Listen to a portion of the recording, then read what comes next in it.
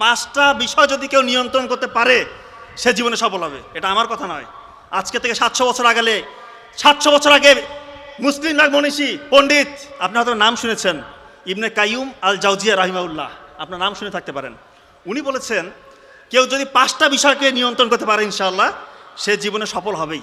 সে যা করতে চায় সেটাই পারবে ইনশাআল্লাহ। কোন 5টা বিষয়? নাম্বার 1 সময়, খুব মনে রাখবেন সময়। 2 নাম্বার ঘুম, 3 নাম্বার খাদ্য, 3 নাম্বার বাক্য, 4 নাম্বার বাক্য, 5 নাম্বার কৃতজ্ঞতা। উনি বলেছেন নাম্বার 1 সময়। যার সময়ের মূল্য নাই তার কাছে তার জীবনেরও কোনো মূল্য নাই। এবং সময়ের জ্ঞান আপনার কতটুকু আছে উনি বলতেছেন সেটা বোঝা যাবে আপনি কতটা ভোরবেলা, কতটা সকালে আপনি ঘুম থেকে উঠতেছেন। যে যত সকালে ঘুম থেকে উঠতেছেন উনি বলতেন সে তত আগায় গেল, তার সময়ের সেন্স তত বেশি এবং সে জীবনে ইনশাআল্লাহ সফল হবেই। আপনারা তো স্টিভ জবসের নাম শুনেছেন। উনি বলেছে সকালের যে নিরিবিলি ওয়েদার, এটাকে উনি বলতেছেন যে ক্রিয়েটিভ উইন্ডো। এবং উনি একটা খুব চমৎকার কথা বলেছেন স্টিভ জবস, আজকের সকালটা যদি আপনার জীবনের শেষ সকাল হয় আপনি কি এভাবে কাটাতেন? যেভাবে কাটাতেন সেভাবে কাটান, আজকের সকালটাকে ধরে নেন আপনার জীবনের শেষ সকাল। খুব চমৎকার কথা। এবং আমরা এখন দেখি সকালবেলা যে স্টুডেন্টরা উঠে পড়ালেখা করে, স্পেশালি ভোরবেলা ফজরের আগে যদি উঠেন, তাহাজ্জুদের সালাত আদায় করে 2 ফোঁটা চোখের পানি ফেলবেন। আপনি কি হইতে চান? আর বাংলাদেশের কি পরীক্ষা আছে?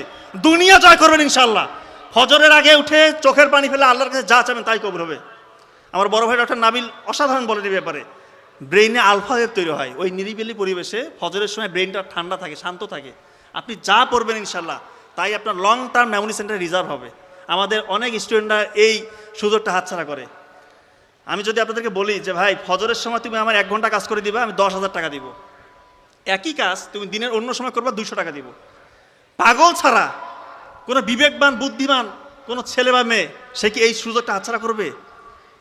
এর থেকেও বেশি রেওয়ার্ড আপনি পাবেন যদি ফজরের আগে আপনি একটু পড়তে পারেন। শুধু স্টুডেন্টদের জন্য না, যে সেক্টরেরই মানুষ হন না কেন আপনার ফজরটাকে কাজে লাগান ইনশাআল্লাহ, জীবন বদলে যাবে। এবং রাসূলুল্লাহ সাল্লাল্লাহু আলাইহি ওয়াসাল্লামের স্পষ্ট হাদিস আছে, আল্লাহ তাআলার কাছে উনি দোয়া করতেছেন ফজরের সময় আমার যে উম্মতরা কাজ করে আল্লাহ তুমি সেই কাজে বরকত দাও। রাসূলুল্লাহ সাল্লাল্লাহু আলাইহি ওয়াসাল্লামের দোয়া কি কখনো বিফলে যাওয়ার চান্স আছে? আপনি আজকে থেকে ফজরে উঠে পড়া শুরু করেন, আপনার জীবন বদলে যাবে। আমি চ্যালেঞ্জ দিয়ে যাচ্ছি, আপনি ফজরে পড়েন, এরপরে যদি সফল না হন আমাকে এসে বললেন যে আপনি তো বলেছিলেন, কাজ তো হইল না। নিশ্চিত কাজ হবে, আপনি যে স্টেজে আছেন তার থেকে ইনশাআল্লাহ অনেক উপরে চলে যাবেন আপনি। এবং ভোরবেলার এই ফজরের এই সকালবেলার যে গুরুত্ব, এইটা নিয়ে চমৎকার একটা বই আছে, আপনার হয়তো নাম শুনেছেন, দ্য মিরাকেল মর্নিং। অনেক হয়তো নাম শুনে থাকতে পারেন, দ্য মিরাকেল মর্নিং। রাইটার হল এলরোড, তার জীবনের গল্প, উনি তার নিজের জীবনের গল্প এখানে বলেছেন। উনি অল্প সময় অনেক ফেম টাকা পয়সা কামিয়েছিলেন, এরপরে একটা সড়ক দুর্ঘটনায় ওনার জীবনে একটা দুর্বিষহ অবস্থা চলে আসে। কেউ বলে না যে উনি উঠে দাঁড়াতে পারবে, সুস্থ হইতে পারবে, কেউ বলে না। সব জায়গায় দাঁড়িয়ে দাঁড়িয়ে ঘুচে কি করলে পরে আমি আগের মতো আমার যে আল্লাহ তাআলা যে বরকতগুলো দিয়েছিল সেটা আমি আবার ফিরে পাবো। এক জায়গায় গেলেন, খুব শুভাকাঙ্ক্ষী, উনি বলতেছে তুমি ফজরে উঠো, উঠে এই কাজগুলো করো, মানে সকালবেলা উঠতে বলেছেন। তা উনি বলেছেন ওনার নিজের জীবনের গল্প থেকে নেওয়া 6টা কাজ করতে বলেছেন সকালে উঠে। এই 6টা কাজ যদি কেউ করে সে নিশ্চিত সফল। এবং উনি পরে দেখিয়েছেন ওই স্টেজ থেকে ওনার যে হারানো গৌরব উনি ওটা খুঁজে পেয়েছিলেন। ওই 6টা কাজ কি? উনি 6টা কাজকে সংক্ষেপে বলেছিলেন সেভার্স ল, SAVERS, সেভার্স। এসতে হচ্ছে সকালে উঠে বলতেছেন, এসতে সাইলেন্স, নীরব থাকতে হবে, একটু ধ্যান করতে হবে। তা আমরা যেহেতু আমরা মুসলিম, আমরা ধ্যানটা কীভাবে করবো? রাসূলুল্লাহ সাল্লাল্লাহু আলাইহি ওয়াসাল্লাম আমাদেরকে শিখিয়ে দিয়েছেন। ফজরের নামাজের পর আপনি একটু বসে 33 বার সুবহানাল্লাহ, 33 বার আলহামদুলিল্লাহ, 34 বার আল্লাহু আকবার পড়েন। আপনার জীবনের যত গুনাহ এটা যদি সমুদ্রের ফেনার মতো হয় এটা ধুয়ে মুছে যাবে। এবং এখন তো আমরা অনেকেই হজ করতে যেতে চাই, খুবই ভালো, যাদের সামর্থ্য আছে অবশ্যই করব। কিন্তু একটা সুযোগ কিন্তু রাসূলুল্লাহ সাল্লাল্লাহু আলাইহি ওয়াসাল্লাম বলে গিয়েছেন, ফজরের পরে কিছুক্ষণ তুমি বসে থাকো, আল্লাহ জিকির করো, এবং সূর্য যখন উদয় হয় তারপরে তুমি 2 রাকাত ইশরাকের নামাজ পড়ো। ইশরাকের নামাজ যদি কেউ পড়ে সে একদম কবুল হজ এবং কবুল ওমরা হজের সওয়াব পাবে। আমরা এই সুযোগটাকে হাতছাড়া করবো না। যে লেভেলের স্টুডেন্ট আছেন ফজরটাকে কাজে লাগান। তার মানে সাইলেন্স খুবই ইম্পর্টেন্ট। 2 number affirmative. উনি বলেছে অ্যাফার্মেটিভ মানে ইতিবাচক চিন্তা করতে হবে, আমি পারবো, এই চিন্তাটা করতে হবে। আমাদের ব্রেইনের একটা সেন্টার আছে, ওই সেন্টারে RAS, রেটিকুলার অ্যাক্টিভেটিং সিস্টেম চালু হয়ে যায় যখন আপনি কোনো কিছু নিয়ে পজিটিভ থিঙ্কিং করেন। ব্রেইন আপনাকে অর্গানাইজড হয়তো ওইভাবে পরিচালিত করে। আপনি যখন চিন্তা করবেন যে আমি এটা হব, ইনশাল্লাহ আপনি সেটাই হতে পারবেন। এটাই উনি বলেছে, অ্যাফার্মেটিভ, পজিটিভ চিন্তা করতে হবে, কখনো নেগেটিভকে জায়গা দিবেন না। নেগেটিভ থিঙ্কিং করবেন, আপনি কখনোই ভালো কিছু করতে পারবেন না। 3 নাম্বার ভিজুয়ালাইজেশন। উনি বলছেন আপনি যে স্বপ্ন দেখছেন, ধরেন আপনি হতে চান বিজ্ঞানী বা ডাক্তার, ইঞ্জিনিয়ার, বিসিএস ক্যাডার বা আরও বড় কিছু উদ্ভাবক হতে চান, আপনি এখন থেকে ওইটা স্বপ্ন দেখেন, কল্পনার মধ্যে ওইটা নিয়ে চিন্তা করেন যে আপনি ওই কাজগুলো করতেছেন। আপনি কিন্তু এখন কিছু হন নাই, কিন্তু আপনার স্মৃতিতে ওইগুলো নিয়ে আপনি স্বপ্ন দেখতেছেন, ওই RAS চালু হয়ে যাবে, আপনাকে ইনশাল্লাহ ওই জায়গায় নিয়ে যাবে। চমৎকার সিস্টেম। SAVE, এটা হচ্ছে এক্সারসাইজ করতে হবে, অ্যারোবিক এক্সারসাইজ করবেন। অর্থাৎ যে এক্সারসাইজ করলে পরে আপনার শরীরে একটু ঘাম ছুটে, রক্তটা একটু টকবগে হয়, চলন্ত রক্তে কখনো রোগ জীবাণু বাধা পারতে পারে না। অনেকে আছে শুয়ে বসে দিন কাটে, এটা করবে না। ছেলে মেয়ে যে আছেন, সকালবেলা উঠে আধা ঘন্টা একটু এক্সারসাইজ করবেন, একটু ঘাম ছুটাবেন, দেখবেন যে আপনার ব্রেনটাও চাঙ্গা হবে, আপনি সুস্থ থাকতে পারবেন। আর তো হচ্ছে রিডিং, পড়তে হবে। সকালবেলা উঠে এগুলো করলাম কিন্তু পড়লাম না, তা হলো না। পড়তে হবে, এবং পড়ার সিস্টেম আমরা জানি যে 80 ভাগ নতুন পড়া পড়বো, 20 ভাগ পুরানো পড়া পড়বো। 80 ভাগ নতুন, 20 ভাগ পুরনো, মানে রিভিশন আপনাকে দিতে হবে, না হলে ওই পড়াটা লং টার্ম মেমোরি সেন্টারে রিজার্ভ হবে না। সর্বশেষ এসতে হচ্ছে স্ক্রাইবিং হচ্ছে লেখা। উনি বলেছে কেউ যদি পড়ার পাশাপাশি লিখে, ওর ওই পড়াটা দীর্ঘমেয়াদী স্মৃতি সেন্টারে রিজার্ভ হওয়ার প্রবণতা অনেক গুণ বেশি, এবং বিজ্ঞানী এটা প্রমাণ করছে। পড়ার সাথে সাথে লিখবেন, আপনার জীবন বদলে যাবে ইনশাল্লাহ। এক্ষেত্রে আমি একটা সত্যি ঘটনা বলি। ক্লাস 9 পর্যন্ত কিন্তু আমি ব্যাক বেঞ্চার ছিলাম। নাবিল ভাই বলতেছে যে ভাই তুই একটা কাজ কর, তুই যে প্রশ্নটা পড়তেছিস সেটা শুধু লেখ, আর কিছু করতে হবে না তোকে। ক্লাস 9-এ আমি গ্রামের স্কুলে ব্যাক বেঞ্চার, সেই জায়গা থেকে আলহামদুলিল্লাহ শুধু একটা জিনিস আমি ফলো করছি, যে প্রশ্নটা ইম্পর্টেন্ট প্রশ্নটা আছে সেটা আমি পড়ার পাশাপাশি লিখেছি, আর কোনো কিছু করি নাই আলহামদুলিল্লাহ। এরপর তো আপনারা সবাই জানেন ওই সময় গোল্ডেন A+, মেডিকেলের চান্স, BCS একবারে হওয়া, এগুলো আমি দুনিয়াবী সাফল্য মনে করি না, এবং আমার আত্মপ্রচারণা করছি না, শুধু একটা মেসেজ দেওয়ার চেষ্টা করছি।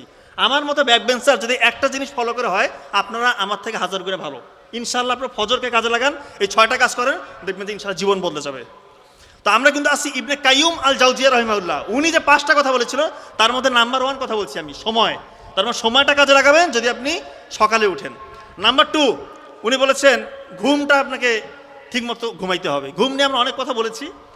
এশা সালাতের পর যে যত দ্রুত ঘুমিয়ে যাবে, তার জীবন ইনশাআল্লাহ সে তত উন্নতির দিকে চলে যাচ্ছে। কারণ এই সময় ব্রেইনের প্রিফ্রন্টাল কর্টেক্স এবং হিপ্পোক্যাম্পাস, এই দুইটা জিনিস তত কার্যকরী ভূমিকা পালন করবে যদি আপনি আগে ঘুমান।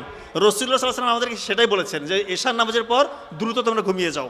যে যত টাইম স্পেন্ড করবেন আপনাদের কোয়ালিটি স্লিপ হবে না। কোয়ালিটি স্লিপ না হলে কী হবে? অনেকে দেখেন না যে একটা সহজ জিনিস ডিসিশন নিতে পারে না, কি সিদ্ধান্ত নিবে, সিদ্ধান্ত নিতে ভুগে, এটা হবে না। আপনি সঠিক ডিসিশনটা নিতে পারবেন। কোনো সমস্যায় পড়লে সমাধান কী হবে অনেকে বের করতে পারে না। প্রবলেম সলভিং ক্যাপাসিটি এইটা আপনার তৈরি হবে যদি আপনি আগে ঘুমান। এবং আগে যদি না ঘুমান, যারা রাত জাগে তাদের হরমোনাল ইমব্যালেন্স হয়। ছেলেদের টেস্টোস্টেরন হরমোন কমে যায়, মেয়েদের ইস্ট্রোজেন প্রজেস্টেরন কমে যায়, চুল পড়ে যায়, চেহারার উজ্জ্বলতা কমে যায়, পরের দিনটা খারাপ যায়, দেখে মাথা ভার হয়ে থাকে, মেজাজ খিটখিটে, অফিসে গেছে, স্কুলে গেছে, মাথা কোনো কাজ করতেছে না, কারণ রাত 1টা-2টা পর্যন্ত জেগে আছেন। এই কাজটা করবেন না। রাতে আগে ঘুমান, প্রিফ্রন্টাল কর্টেক্স এবং হিপ্পোক্যাম্পাস অ্যাক্টিভ হয়ে যাবে, আপনার স্মৃতিশক্তিও প্রখর হবে এবং আপনি অনেকগুলো উপকার পাবেন এখান থেকে। এবং অযাচিত যে জিনিসগুলো আপনি শিখেছেন, মানে অপ্রয়োজনীয় যত তথ্য আপনার ব্রেনের মধ্যে ঢুকেছে, আপনি যদি আগে ঘুমান এগুলো ধুয়ে মুছে যায়। এবং যখন আপনি দেরি করবেন, অযাচিত তথ্যগুলো থেকে যাবে, ভালো তথ্যগুলো মুছে যাবে। এটা কাজে লাগাবেন। ঘুমটা খুবই ইম্পর্টেন্ট। 3 নাম্বার খাদ্য। উনি বলেছেন খাবারটা ঠিকমতো খেতে হবে, এবং রাসূলুল্লাহ সাল্লাল্লাহু আলাইহি ওয়াসাল্লাম যেটা বলেছেন আমরা সেটাই করব। 1 ভাগের 3 ভাগ, 3 ভাগের 1 ভাগ আমরা খাবো, 1 ভাগ পানি খাবো, 1 ভাগ ফাঁকা রাখবো। এবং যে 1 ভাগ খাবো ওই 1 ভাগের মধ্যে আবার 3 ভাগ করবেন। সেই 3 ভাগের 1 ভাগ আপনাকে জীবন্ত খাবার খেতে হবে। এর মধ্যে আমি একটা খাবারের কথা বলি, খেজুর। মরুভূমির তপ্ত রোদে, বিরূপ পরিবেশে এই যে খেজুর গাছ দাঁড়িয়ে থাকে, সূর্যের প্রখর তাপ এবং পানি নাই, এই জন্য সে তার শিকড়গুলো গভীরে পৌঁছে দেয়, ওইখান থেকে খনিজ যে শক্তি সেটা নেয়, এবং সূর্যের যে রাসায়নিক শক্তি সেটা সে নিজে শোষণ করে খেজুরের মধ্যে জমা রাখে। এই খেজুর যখন আপনি খাবেন, সরাসরি রাসায়নিক শক্তি এবং খনিজ শক্তি আপনার রক্তের সাথে মিশে যাবে। এটা একটা জীবন্ত উদাহরণ। যারা স্টুডেন্ট আছেন আপনারা খেজুর খাবেন, প্রতিদিন 2-3টা করে খেজুর খাবেন। এখানে গ্লুকোজ, ফ্রুক্টোজ, সুক্রোজ আছে, ইনস্ট্যান্ট আপনার ব্রেনকে এনার্জি দিবে। এর মধ্যে যে অ্যান্টিঅক্সিডেন্টগুলো রয়েছে, আপনার শরীরের মধ্যে যে কোনো রকম রোগ জীবাণু সহজে বাসা বাঁধতে পারবে না। আপনারা জানেন যে খেজুর খাওয়া একটা সুন্নত। রাসূলুল্লাহ সাল্লাল্লাহু আলাইহি ওয়াসাল্লাম বলেছেন যে ঘরে খেজুর নাই আমি ধরে নিব ওই ঘরে ক্ষুধা রয়েছে। তার মানে খেজুর খুবই গুরুত্বপূর্ণ। এর মধ্যে যে অ্যামাইনো অ্যাসিড, এইটা আপনার শরীরকে ডেভেলপ করবে। এবং ডাইজেশন ক্লিয়ার করবে। এর মধ্যে রয়েছে পটাশিয়াম, আপনার হার্টটাকে ভালো রাখবে। এবং অনেকে বলে যে স্যার আমার শরীর হয় না, একটু স্বাস্থ্য যদি ভালো হইতো, কি করতে পারি? প্রতিদিন 3-4টা করে খেজুর খান একটা শশা দিয়ে, দেখবেন যে ইনশাল্লাহ আপনার শরীরটা অর্গানাইজড হয়েতে ডেভেলপ হবে। খেজুর খাবেন। আর একটা খাবার হচ্ছে আখরোট। আখরোটের আকারটা দেখেন না, দেখতে ব্রেইনের মতো। তো প্রাচীন গ্রিক এবং চায়নাতে ওরা বিশ্বাস করত যে বীজ বা যে ফলের আকৃতি আমাদের শরীরে যে অঙ্গের মতো, সেটা ওই অঙ্গে বেশি কাজ করে। এটাকে বলা হয় doctrines of signature. Doctrines of signature. আখরোটের আকৃতি দেখবেন ব্রেইনের মতো, এটা ব্রেইনে কাজ করে। এখন বিজ্ঞানীরা দেখতেছে আখরোটের মধ্যে রয়েছে omega 3 fatty acid, alpha linoleic acid. এটা আমাদের যে crore crore trillion trillion nerve আছে, এই নার্ভের যে আবরণ মাইলিন শীট, এটাকে প্রোটেকশন দেয়। অক্সিডেটিভ স্ট্রেস থেকে আমাদেরকে রক্ষা করে, রক্তনালীগুলোকে পরিশুদ্ধ করে, রক্তনালীর মধ্যে যে আবরণ এটাকে প্রোটেকশন দেয়, ব্রেনের মধ্যে গ্লুকোজ অক্সিজেন এগুলো সাপ্লাই দেয়। আপনি চিন্তা করেন, টমেটো কাটলে দেখবেন 4টা প্রকোষ্ঠ, হৃৎপিণ্ডে 4টা প্রকোষ্ঠ, এটা হৃৎপিণ্ডে কাজ করে। আপনি আঙ্গুর দেখবেন, এটা যদি যারা মাইক্রোস্কোপ দিয়ে রক্তনালী দেখতে পেরেছেন, এটা একদম ঠিক আঙ্গুরের শেপ। বিজ্ঞানীরা দেখতেছে আঙ্গুর খেলে রক্তনালী পরিশুদ্ধ হয়, রক্তনালী রক্ত সঞ্চালন বেড়ে যায়।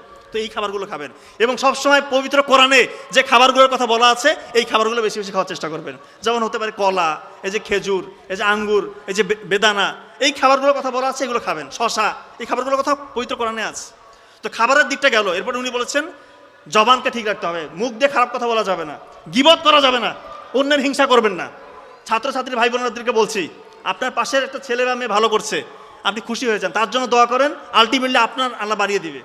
কারো হিংসা করে কেউ কখনো বড় হইতে পারে না। আর কটু কথা বলবেন না। আপনার একটা খারাপ কথা আপনার পরিবার, আপনার বংশে এটা আঘাত আনবে, বলবে যে খারাপ পরিবার থেকে এসেছে। কি দরকার? একটু রাগ যখন হবে সংযমের পরিচয় দেন, এটা একটা ইমানের অংশ। সর্বশেষ কথা উনি বলেছেন কৃতজ্ঞতা প্রকাশ করতে হবে। পবিত্র কোরআনের সূরা ইব্রাহিমের 14 নম্বর সূরা 7 নম্বর আয়াতে আল্লাহ তাআলা বলছেন, যদি তোমরা কৃতজ্ঞ হও আমি তোমাদের বাড়িয়ে দিব।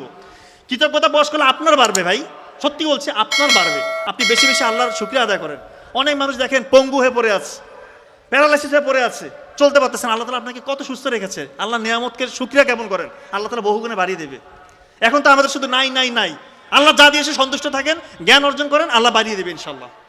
তো ইবনে কাইয়ুম আল জাওজিয়া রাহিমাহুল্লাহ এই 5টা কথা যদি কেউ মানেন, সে ইনশাআল্লাহ জীবনে সফল হবে।